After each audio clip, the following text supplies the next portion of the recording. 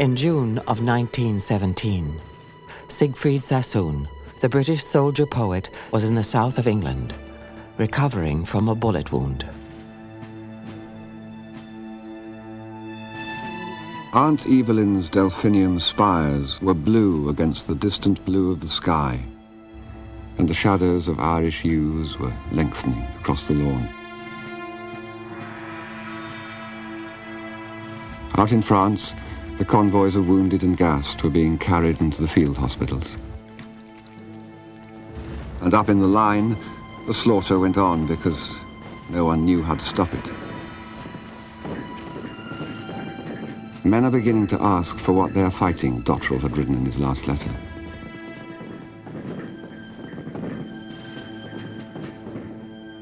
Could I be blamed for being one of those at home who are asking the same question?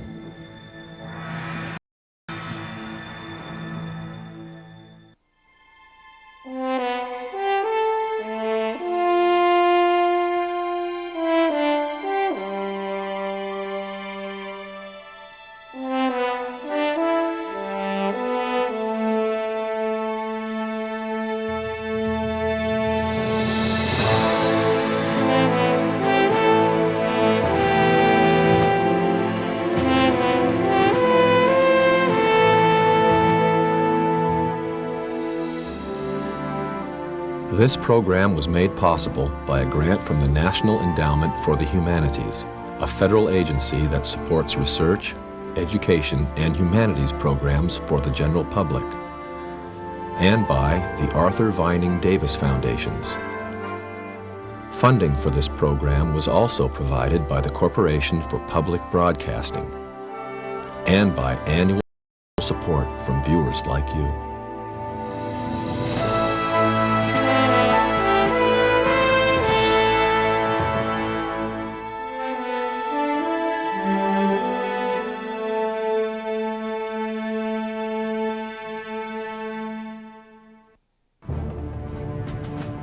In 1916, the only major sea engagement of the First World War, the Battle of Jutland, was fought to a draw. That same year, the British Minister of War, Lord Kitchener, was lost at sea. 85-year-old Franz Joseph, Emperor of Austria, died. The Russian monk Rasputin was murdered by members of the Tsar's own family. 1917 began with bleak prospects for the Allies. In the East, the Russian was nearly a spent force. In the West, massive bloodletting had taken its toll on the French and British armies. Then there was the onslaught of a bitter winter. For many, the limits of endurance had been reached.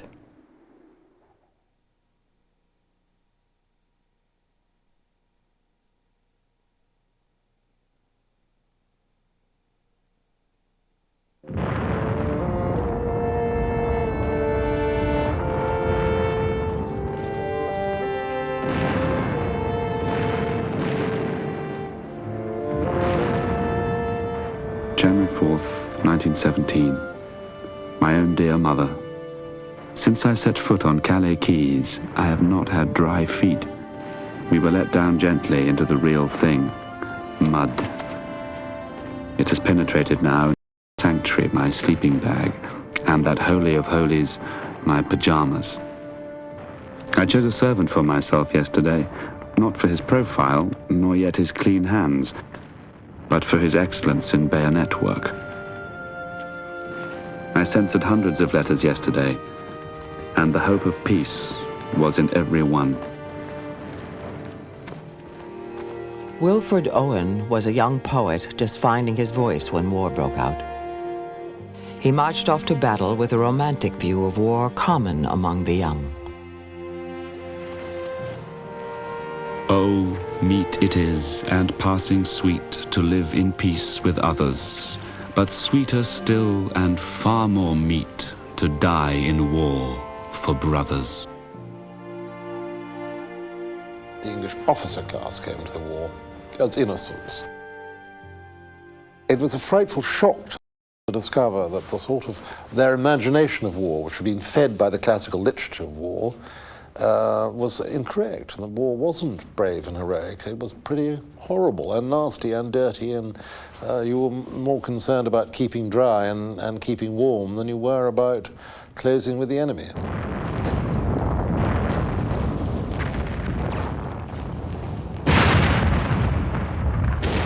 Owen was commissioned a second lieutenant and sent to join the 2nd Manchester Regiment on the Somme.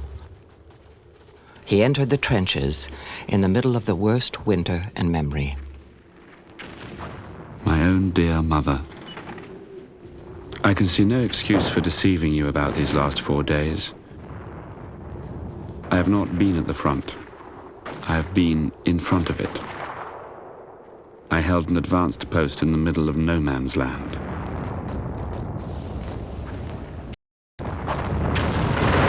The Germans knew we were staying there and decided we shouldn't. Those 50 hours were the agony of my happy life. I nearly broke down and let myself drown in the water that was slowly rising over my knees.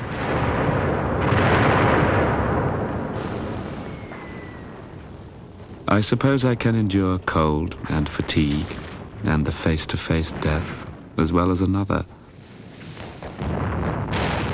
But extra for me, there is the universal pervasion of ugliness. The distortion of the dead, whose unburyable bodies sit outside the dugouts. In poetry we call them glorious, but to sit with them all day, all night, and a week later to come back and find them still sitting there in motionless groups, that is what saps soldierly spirit. Many of the soldiers had to cope with images that wouldn't go away. Many of these parts of human bodies were actually used to shore up the trench system itself. Some soldiers found it humorous to hang their water canteens on a protruding arm or a protruding leg. These were not people who were disrespectful of the dead. They were living with the dead. One can imagine the possibilities of becoming numb to such images, but those who couldn't turn off their feelings, internalized them, brought them home with them, lived with them, dreamt about them, and went mad because of them.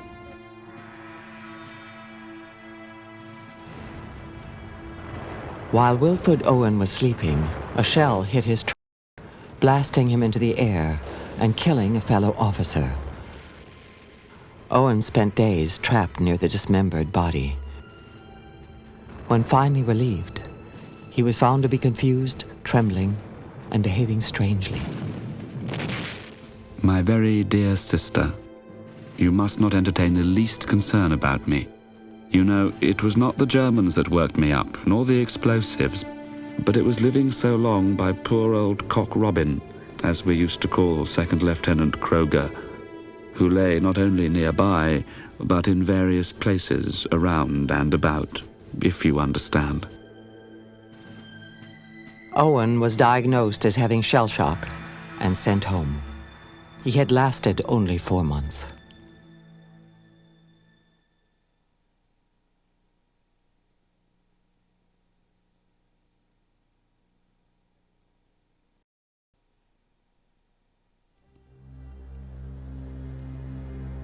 Shell shock represented a kind of mutiny, a personal withdrawal from an intolerable reality. Not all, or even most soldiers, suffered from shell shock. But those who did were sobering examples of what mechanized warfare could do to human beings.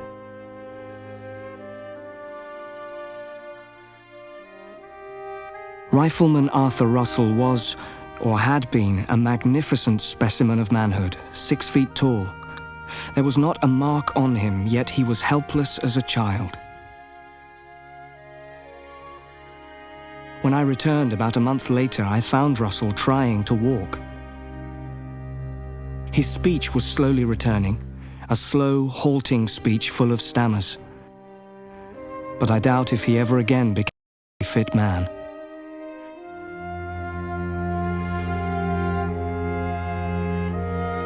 The symptoms were often tied to an event on the battlefield.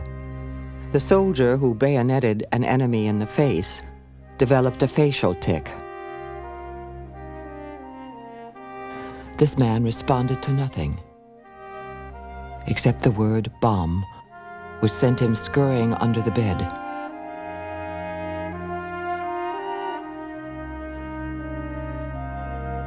This French soldier became hysterical at the sight of an officer's red hat.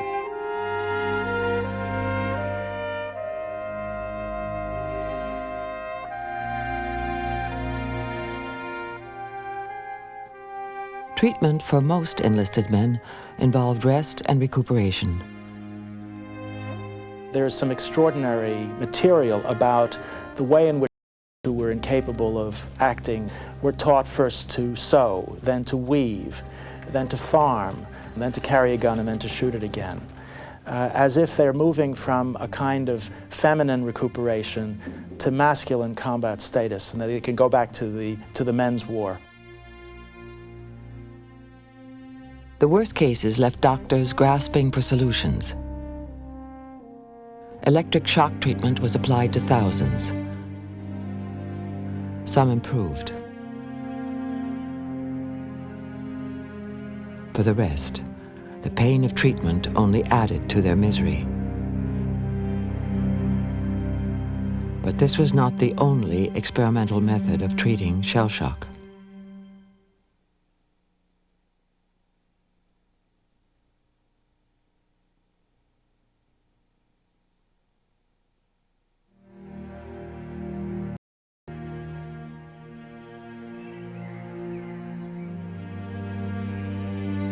Far from the Western Front, in a place where the grass was still green and trees still had leaves, doctors developed an innovative method of treating shell shock.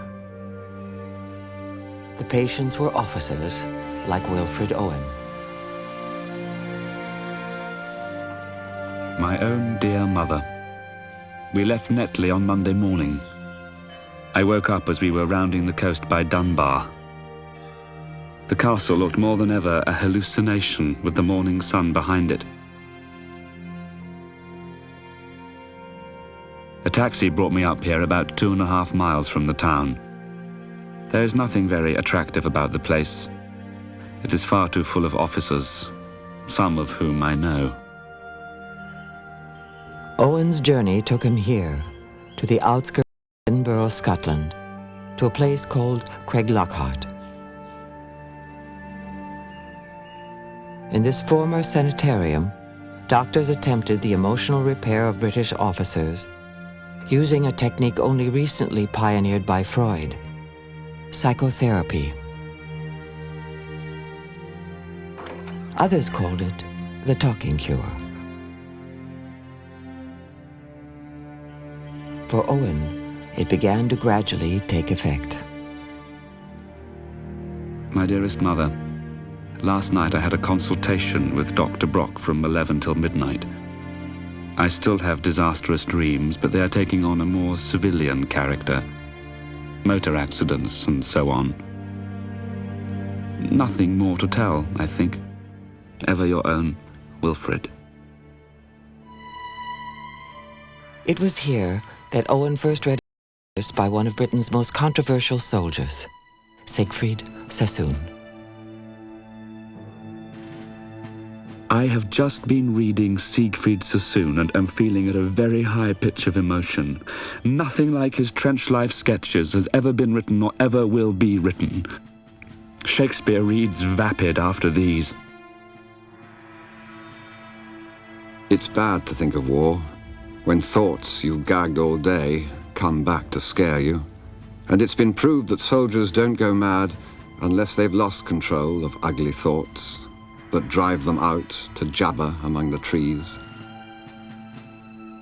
They'll soon forget their haunted nights, their dreams that drip with murder, and they'll be proud of glorious war that shattered all their pride. Siegfried Sassoon survived some of the fiercest fighting on the Western Front.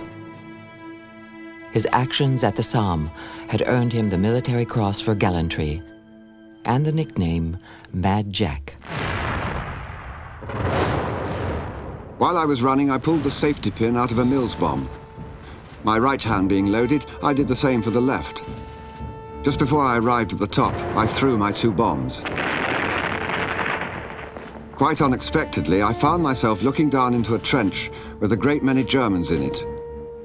Fortunately for me, they were already retreating. It had not occurred to them that they were being attacked by a single fool.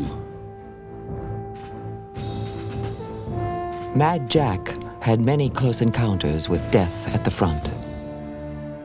But the war hit hardest when his younger brother was killed at Gallipoli, a loss which devastated his family.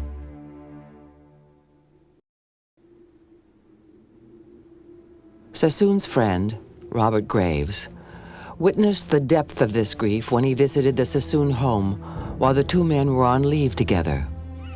Graves later recounted in his war novel, Goodbye to All That, what it was like to stay in the dead brother's room.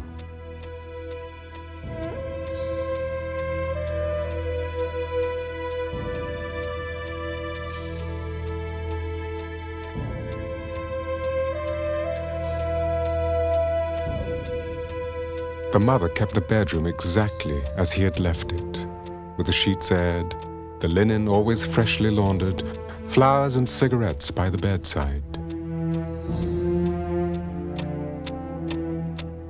The Sassoons were not alone in their grief. Mourners throughout Europe were finding it hard to let go of the dead. Many began turning to the occult. The first night I spent there, Sassoon and I sat up talking about the war until after 12 o'clock.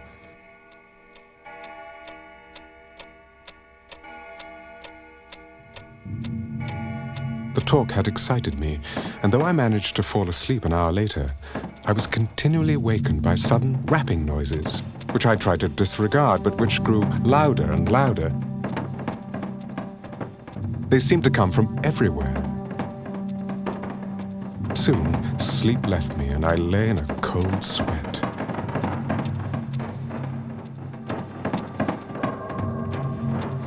At nearly 3 o'clock, I heard a diabolic yell and a succession of laughing, sobbing shrieks that sent me flying to the door. In the passage, I collided with the mother, who, to my surprise, was fully dressed. "It's nothing," she said. "I'm so sorry I'm disturbed." There were thousands of mothers like her, getting in touch with their dead sons by various spiritualistic means. In the morning, I told my friend, "I'm leaving this place. It's worse than France."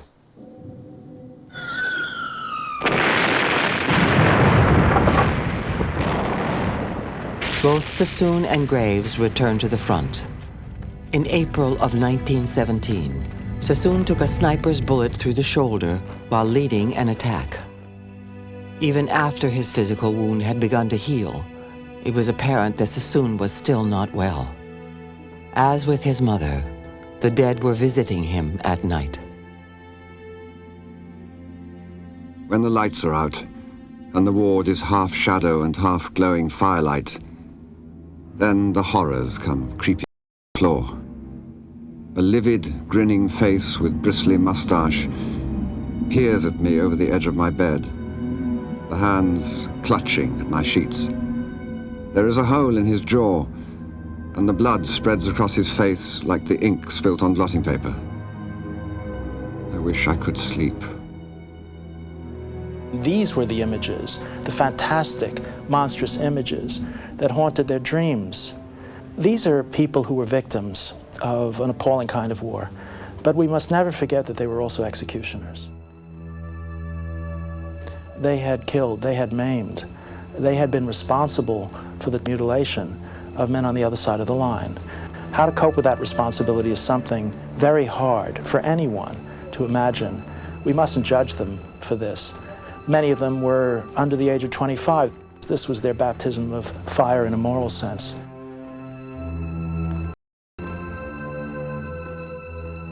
Sassoon's moral baptism convinced him to take a stand against the war. As brave as any action he had taken in combat, he sent a letter to his commanding officer and made it public. I believe that this war, upon which I entered as a war of defense and liberation, has now become a war of aggression and conquest. I have seen and endured the sufferings of the troops, and I can no longer be a party to prolonging those sufferings for ends which I believe to be evil and unjust. The army had a problem.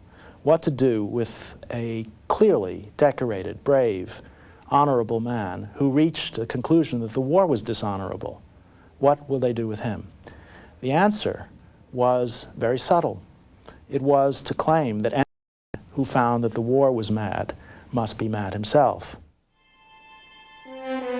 Instead of being court-martialed, Sassoon was quietly shipped off to Craiglockhart. Here he met Wilfred Owen. The two men became friends and spent hours discussing each other's work. Between them, they produced some of the most important war literature of the 20th century. I am banished from the patient men who fight. They smote my heart to pity, built my pride. Shoulder to aching shoulder, side by side, they trudged away from life's broad wheels of light. Their wrongs were mine, and ever in my sight they went arrayed in honor. But they died, not one by one, and mutinous I cried to those who sent them out into the night.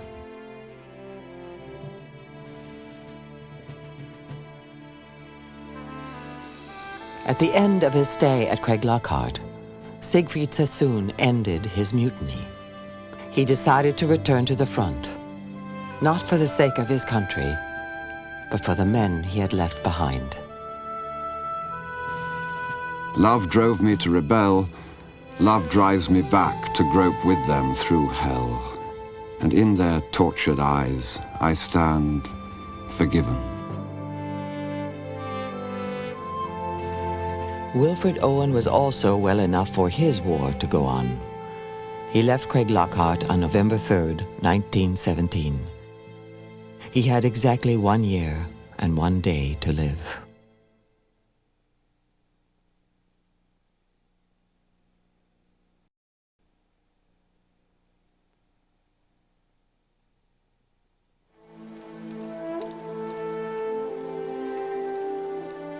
Mutiny wore many faces in 1917.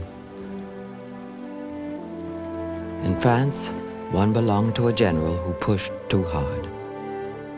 Another to a corporal who had suffered too much.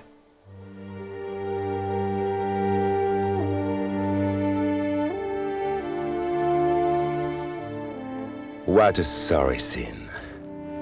7 straight days of insomnia, fatigue, thirst, and sheer agony have transformed these healthy young men, these proud, disciplined companies, into a ragged band of laggards.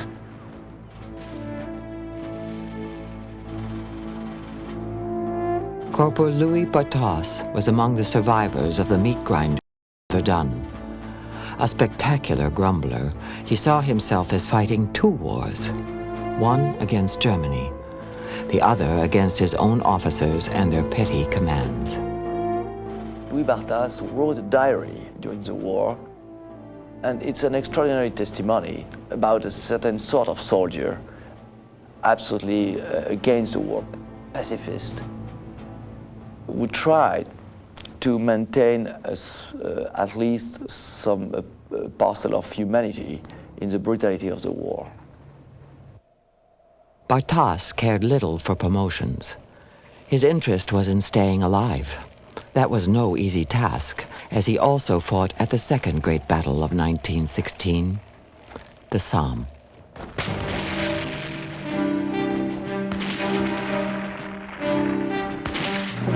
In one night, more cannon shells were fired and in one of Napoleon's campaigns. These men, exhausted, poorly fed, stuck in the muddy trenches, took the order to attack with murmurs. Not everybody can be a hero. One would-be hero was Robert Nivelle, the new commander of the French forces. Dashing, self-assured, and vain, Nivelle promised new tactics to break out of the trenches and win the war. Our method has been tried out. I can assure you that victory is certain. What is astonishing is that he succeeded in convincing politicians and generals alike.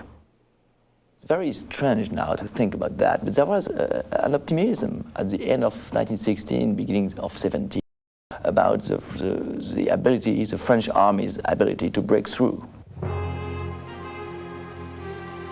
To guarantee his victory, Nivelle embarked on a massive buildup of arms and materiel.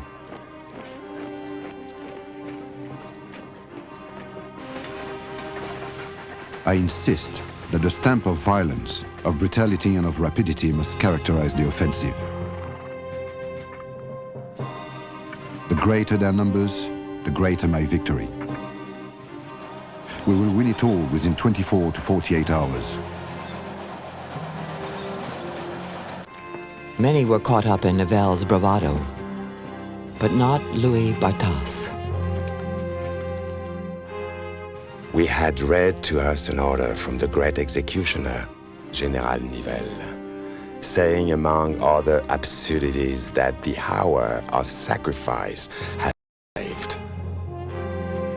No one was enthused by this lecture of patriotic gibberish. Adieu la vie, adieu l'amour, adieu toutes les femmes. C'est bien fini, c'est pour toujours de cette guerre infâme. C'est à Grasse, sur le plateau, qu'on se fait trouer la peau. On est tous condamnés, on est des sacrifiés.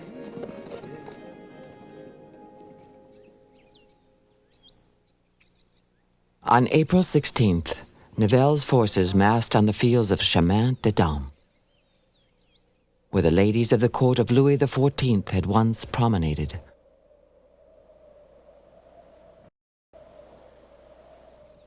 Here were gathered 700,000 French soldiers, and on the ridge above them, 600,000 Germans. As morning broke, the French soldiers went over the top, hoping that this would be the decisive battle of the war.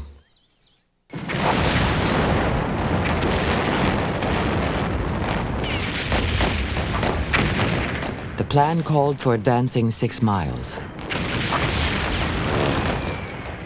By sundown, the troops had moved only 600 yards.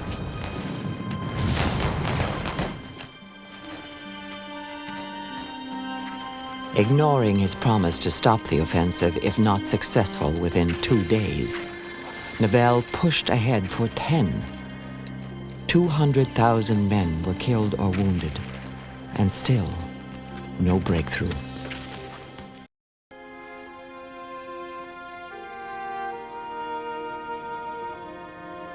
After a few hours, after the beginning of the offensive, soldiers considered that the offensive was a failure. It was perfectly clear to them that it was a failure.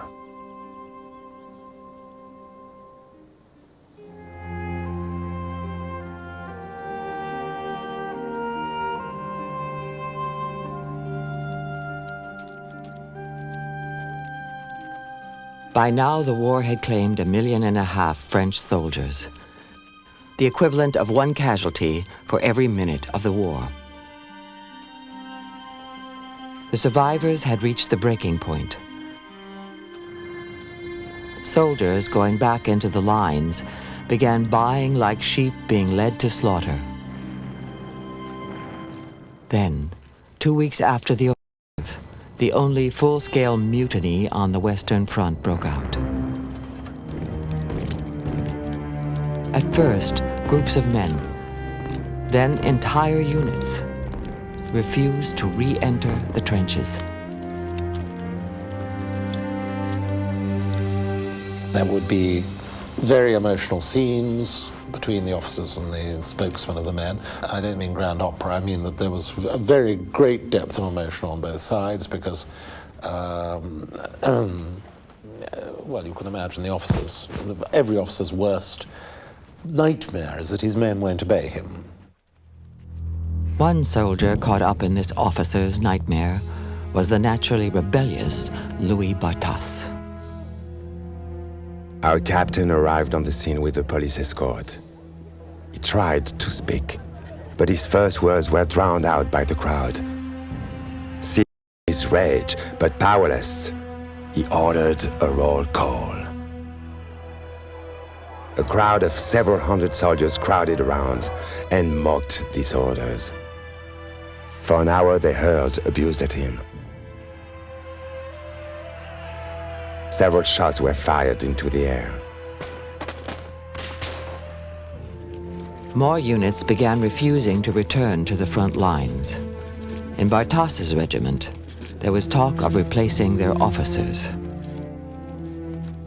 To my amazement, they offered me as a replacement for the colonel. Imagine me, an obscure peasant, commander of the 296th Regiment. I refused, since I had no wish to be tied to an execution post.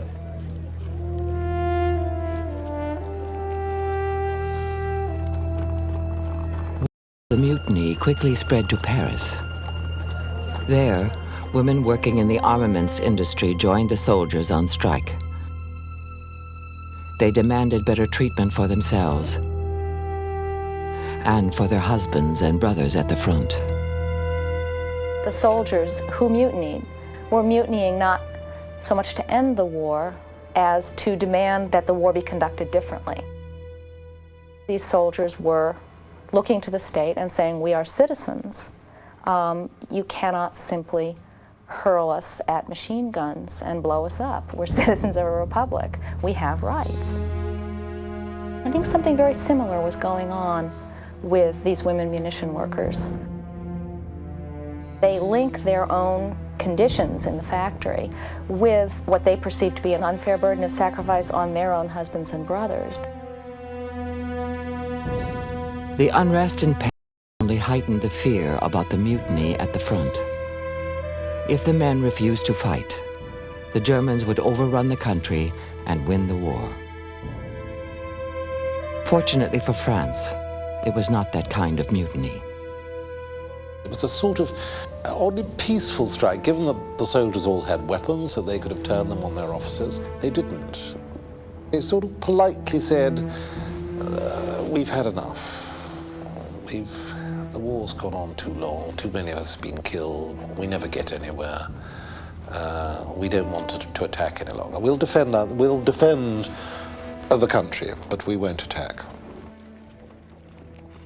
Half of the French army took part in the mutiny, but the Germans never found out. The best-kept secret of the war. They don't try to fraternize with the enemy. They try to explain, it's a sort of general strike. They try to negotiate a new balance of power between them and officers, between what they want and what is expected from them. In a way, these soldiers are not soldiers, they are citizens. The mutinies by France's citizen soldiers worked. Nivelle was replaced by Philippe Pétain, who immediately improved leave arrangements and living conditions. Even more important, Pétain ordered a stop to the pointless assaults against the German lines. We will wait, he told his generals, for tanks and the Americans, who had just declared war against Germany. But Pétain also dealt out punishment to the mutineers. Hundreds were given prison sentences. 9 of the ringleaders were shot. Back home in Paris, women factory workers won shorter hours and better working conditions. The would-be hero, Robert Nivelle, never accepted responsibility for his failure and faded into obscurity. Corporal Louis Bartas managed to escape punishment entirely and eventually succeeded in his fondest ambition. He survived the war.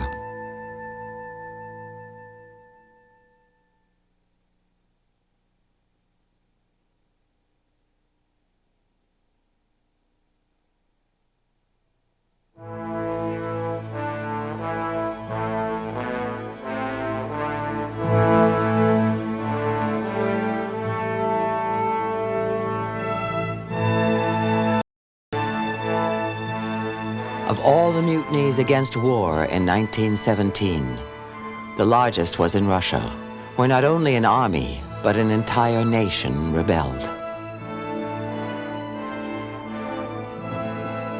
The Russian army began the war as the world's largest, but it was ill-equipped and incompetently led.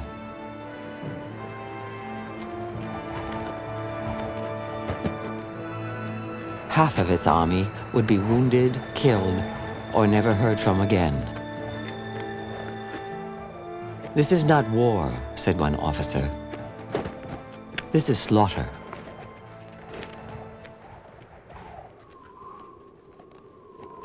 The winter was severe, and life in the trenches unbearable.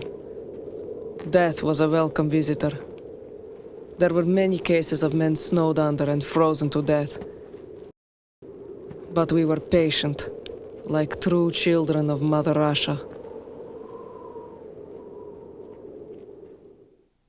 Maria Bashkareva, known as Yashka, was the most unusual of soldiers. Desperate to escape an abusive husband and deeply patriotic, she petitioned the Tsar to join the army. Do you know what war is? I asked myself. It's no woman's job. Are you strong enough in body to shed blood and endure the privations? And I found strength enough in me to answer yes.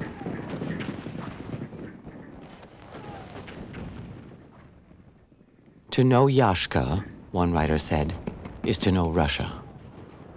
By 1917, Yashka, like many Russian soldiers, was struggling with questions about the war.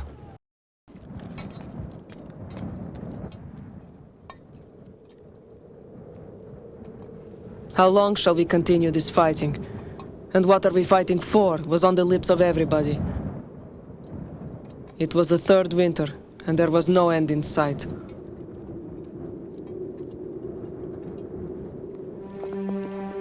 It was also a winter of discontent for the people of Petrograd, Russia's capital. The grim mood was fueled by freezing homes and hungry stomachs, and a lack of faith in the Russian government.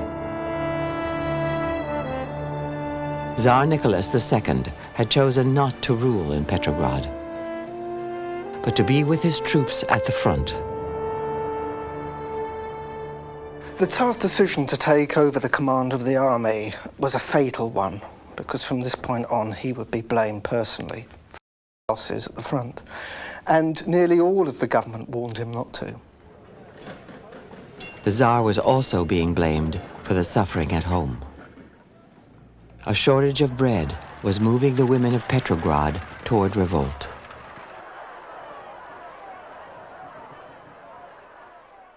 Politics is one part of it, and the pressures of daily life are another part. And the stresses of having to stand in bread lines for hours and hours and hours, when it's freezing cold. The winter of 1917 was the cruelest, coldest winter on record. Pressures of exhaustion, war weariness, a sense that the burdens of the war were coming down unduly heavily on them, and that things just could not continue this way. March 8th was International Women's Day. The day began with a traditional parade. But as the women marched through the city, their parade turned into an angry demonstration. Men rushed from the factories to join them. Together, they occupied the center of the city for 3 straight days. "We are only asking for bread," they shouted, "and an end to the war." The chief of the military district could not cope with the situation. But then, on the 26th of February, he effectively turned what was a chaotic bread riot into a revolution by ordering his troops to fire on the unarmed crowds. Ordered to fire on civilians, soldiers instead shot their officers and joined the rioters. Soon the leading figures of the Tsar's government were running for their lives. Caps are thrown into the air. Everywhere there are automobiles and crowds. The arsenal has been taken. They say that about 20,000 automatic pistols alone have been handed out. There is a lot of firing on the streets, but it all seems to be for show. Sergei Dmitrovich Mstislavsky was one of the first to revolt. Although a commissioned officer of the Russian army, Mstislavsky had long dreamed of overthrowing the Tsar. But like other would-be revolutionaries, he was taken by complete surprise when the moment came. The revolution found us like the foolish virgins in the gospel, fast asleep. Leaderless, the revolt took on a life of its own. Police stations were torched by roaming crowds. Prisons were stormed, their inmates released. The socialists, seizing the opportunity, hastily organized in the midst of chaos. Mstislavsky was charged with defending the city against the threat of loyal Tsarist troops. Our machine guns have been hoisted on the palace roof, but it's all for show since they still don't work. A huge crowd is reportedly gathering in front of the government alcohol warehouse. If they break in, the revolution will drown in a sea of vodka. Those who receive orders do not fulfill them. Those act without orders. And after all, could it have been otherwise during a revolution? Orders issued from the front were even more pointless. Unable to stop the revolution by decree, the Tsar boarded his imperial train to return to Petrograd. It was stopped by revolutionary units of his own army. There, his generals convinced him, for the sake of Russia, to abdicate.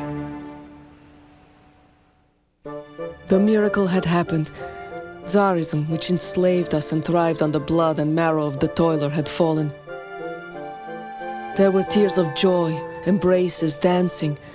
It all seemed a dream, a wonderful dream. Everyone was amazed at the suddenness of the revolt. The slowest people on earth, one man said, had done the quickest thing in history. Emblems of the 300-year-old monarchy were torn down.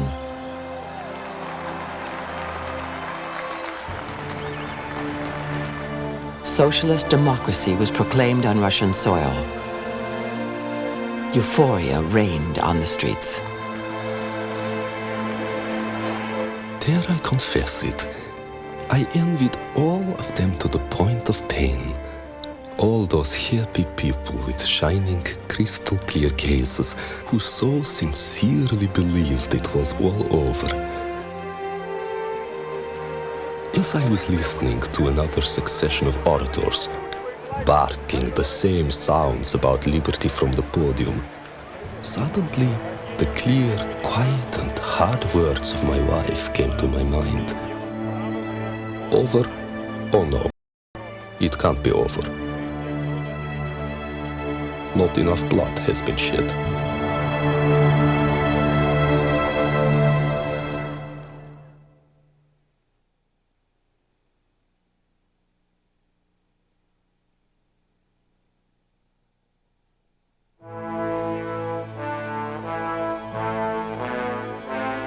The man who launched the Second Russian Revolution was not there to witness the first.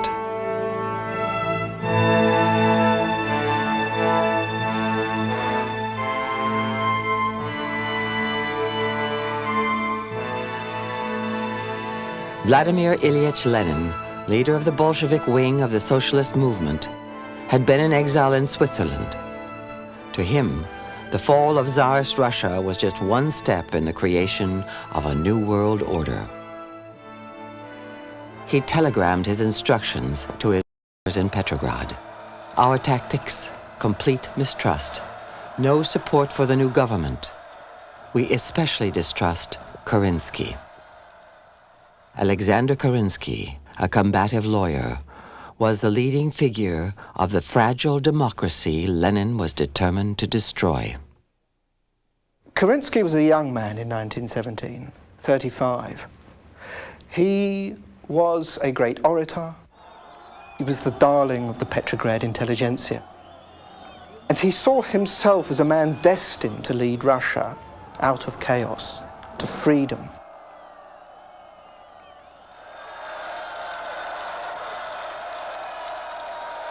Kerensky believed his best hope for survival rested with the army. If he could win a major battle at the front, he could drive the Germans to the peace table and his political enemies, like Lenin, in the streets.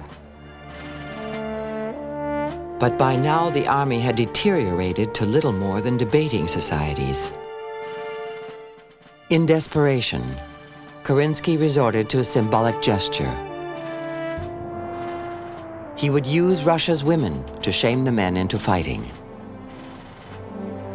A special unit was created, the Women's Battalion of Death. Its leader, Yashka. There were nearly 2,000 signed pledges. I marched the recruits to 4 barber shops, where barbers closely cropped one girl's head after another. Giggling was strictly forbidden. As soon as one of them disobeyed an order, I quickly removed her uniform and let her. Under Yashka's strict discipline, the ranks quickly dwindled from 2,000 peasant women to a loyal remnant of 300. In June, her soldiers were sent to the front to take part in Kerensky's gamble. At first, the Russian offensive was a success. But when the Germans counterattacked, the Russian army crumbled. To stem the retreat, Yashka's battalion was thrown into the battle. The colonel gave the signal, but the men on my right and to the left would not move. We decided to advance in order to shame the men.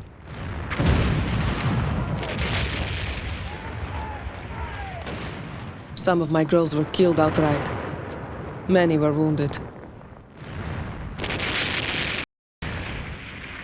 The morale of the army collapsed, desertions speeded up, soldiers fraternized with the enemy. Trains going back from the front were full of soldiers joyriding their way home. The government at this point had no authority left. The military command had no authority left. Kerensky had rolled the dice and lost. The crowds who had once cheered him were now cheering Lenin's message of bread, peace, and land. What we have to appreciate is that the longer the war went on, the more and more the simplicity of the message of the Bolsheviks, bread, peace, and land, the more attractive it became. And what the Bolsheviks did was simply wait. Lenin liked to say that power fell into his hand the way in which a ripe fruit falls off a tree. In late October, the Bolsheviks were ready to act.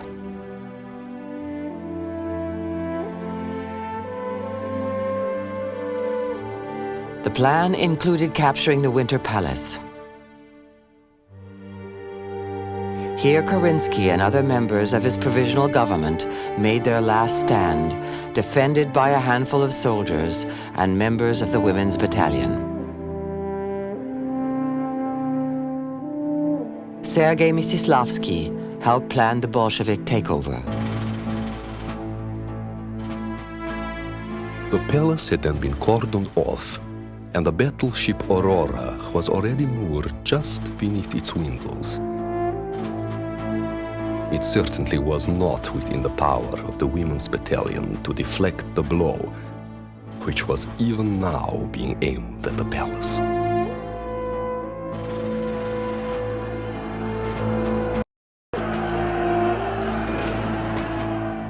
In years to come, communist propaganda would portray the storming of the palace as one of the most glorious moments in Russian history. The truth was otherwise. The Winter Palace was not stormed. The number of people who took part in its capture were no more than a few hundred. Some people say this shows that it was a military coup. Others still insist that the lack of support doesn't negate the fact that it was a popular revolution. Perhaps the way to look at this is the fact that there was mass apathy. Nobody wanted to come out and fight for either side. Many in the mob that broke through the palace gates were more interested in the contents of the cellar than in revolution. Because when they took the Winter Palace, they found in its base the largest wine cellar ever known to history. There was the supply of the Tsar's favorite wine, his Chateau d'Yquem 1847, the grandest of the Grand Vin. And the looting mob that had taken the Winter Palace immediately began ransacking these cellars. The Bolsheviks didn't know how to control the situation. They tried to brick up the cellars with a wall, but the mob simply knocked it down. They tried to pump the wine out of the cellar basement and into the Neva, but they found crowds assembling around the drains, drinking the booze.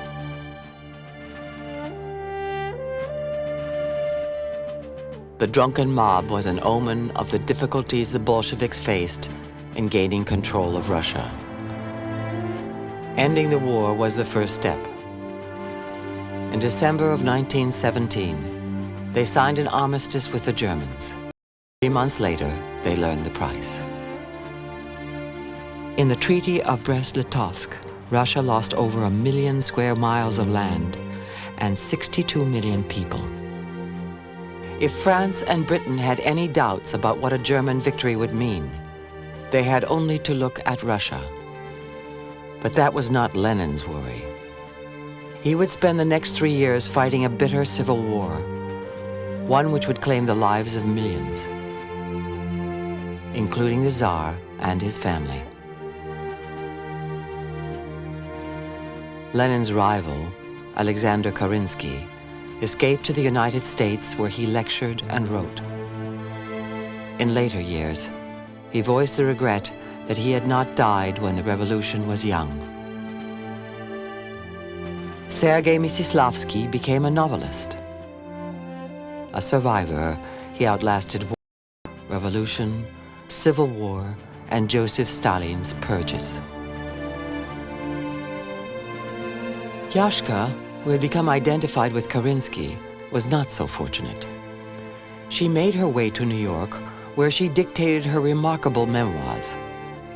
But in 1920, she returned to Russia and was shot by the Bolsheviks. The tide was too mighty. It had swamped all that was good and noble in Russia. Russia herself seemed wrecked forever in that maelstrom of unbridled passions.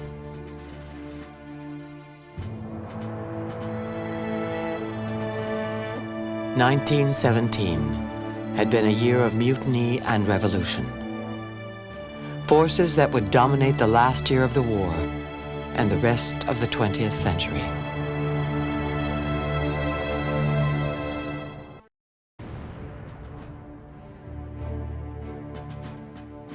In 1917, a law was passed in Britain giving women over 30 the right to vote. T.S. Eliot was awarded the first Pulitzer Prize for Literature, and Sigmund Freud published his theory of psychoanalysis. It was the year John F. Kennedy was born, and Gertrude Zeller, better known as Mata Hari, was executed as a German spy. On the battlefield, 1917 was a year the Allies hoped not to repeat. Only in the Middle East was there good news. The British had captured Jerusalem. But elsewhere, the third year of the war had been disastrous. Revolution had knocked Russia out of the war. The French army had been rocked by mutiny. The Italians were routed at Caporetto. And the German army was still firmly entrenched on the Western Front. Europe was now running out of men. And both sides were drafting old men and young boys.